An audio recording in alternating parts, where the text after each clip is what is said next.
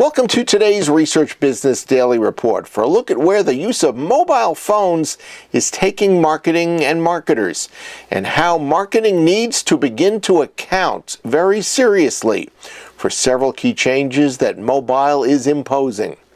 RBDR is sponsored today and will be all this week by Nuance, offering multi-language verbatim coding systems that help clients quantify the meaning of open-ended answers. Nuance is a decision analyst company, and we're going to refer you to a link at the close of today's video report about coding. Everything you should really want to know about it. Ray Bahari, VP and Head of Marketing at Polefish, as well as an expert in mobile market research and consumer insights, has published a thoughtful piece on marketingprofs.com. It's entitled 4 Mistakes That Marketers Make When They Conduct Surveys. It takes dead aim at how marketers need to pay much more attention to the mobile situation and its research potential, but also its current challenges. Ray and I spoke a few weeks ago. So, Ray, you recently wrote a blog about the 4 major mistakes that marketers are tending to make, and it had to do really around the idea of mobile marketing and mobile research. Is that the reason why you wrote the blog?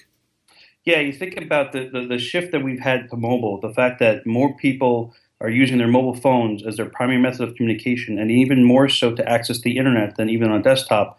It seems like the natural progression for where we can reach consumers to get good insights and good data from them virtually at any time of the day. Do you find in general that people are willing, or how willing are they to take a mobile research survey? I think it depends on the survey design and the methodology in which you're reaching them. So going to a mobile website or getting it by email or text is a lot different than in-app. And we find that an in-app survey where a user has sort of engaged in the app, we have a pretty high response rate for people who are interested in participating. Okay, so let's get to the 4 points. The first one has to do with context. What are you hitting at there? Yeah, there are a number of different survey methodologies. In-person interviewing, on the phone, email, social media, etc. There was a recent survey that came out that people find these robocalls and other types of methodologies sort of intrusive.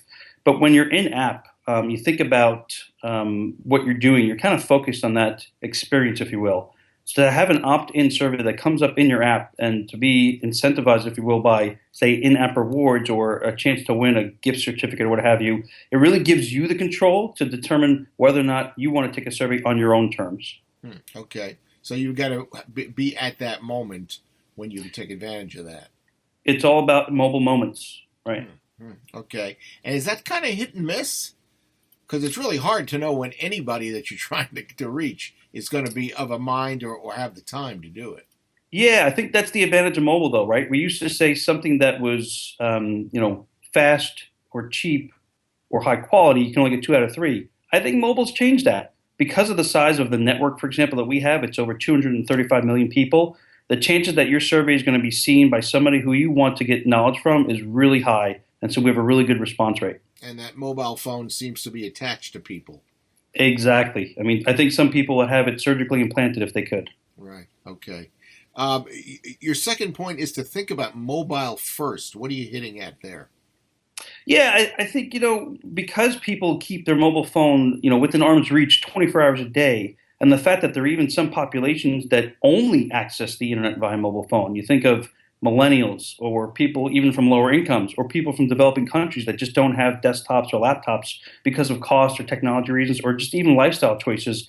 It is the right thing to think about. It's thinking not mobile first because of the access and also because you have to be more terse and concise with your survey design and keep things short and sweet and to the point. You'll get much better data, much better results. Okay.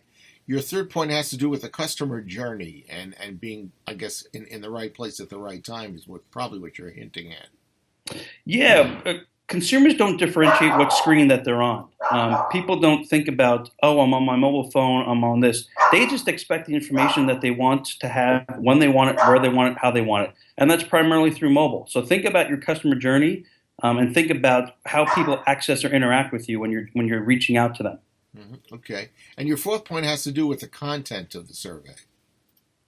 Yeah, I think it's really important, going back to what I mentioned before, that if a survey is too long and people tire out, the information that they provide is going to become essentially worthless. I mean, let's face it, nobody wants to take a 40-question survey, whether it's on the phone or on their desktop, and they certainly don't want to do it on their mobile device. So my advice is to keep things short and sweet, get to the point, and make it a mobile optimized experience where it's not too long, it's not too complicated, and it's easy to navigate. Okay. And finally, this doesn't have to do with your points directly, but you teach at NYU and you're teaching mobile marketing at NYU. So are you picking up things as you're dealing with, young students, college kids, about maybe even more important areas that we need to be considering? Yeah, it certainly there's an array of students that come into the classroom from all walks of life, all different levels in their career, if you will. You really get a fresh perspective on how people use their mobile device in their life. That's one of the first questions I ask is, what do you use it for, right? And you get the variety of things from applications to social media to connecting with friends to whatever. And if you think about it, 95 to 99% of that involves that phone being connected to the internet all the time. Hmm. That's the way you got to think about. You have to reach that always connected customer with your marketing efforts. And how they use the phone is changing too as time goes by. Absolutely. I mean, the smartphone is relatively new in terms of technology. It's only been out since around 2007. But the fact that people spend 90% of their time in apps tells us about the type of experiences that they want on their phone. Our thanks to Ray. And by the way, we are linking to his marketingprofs.com piece so that you can take it all in for yourself. That's your Research Business Daily Report.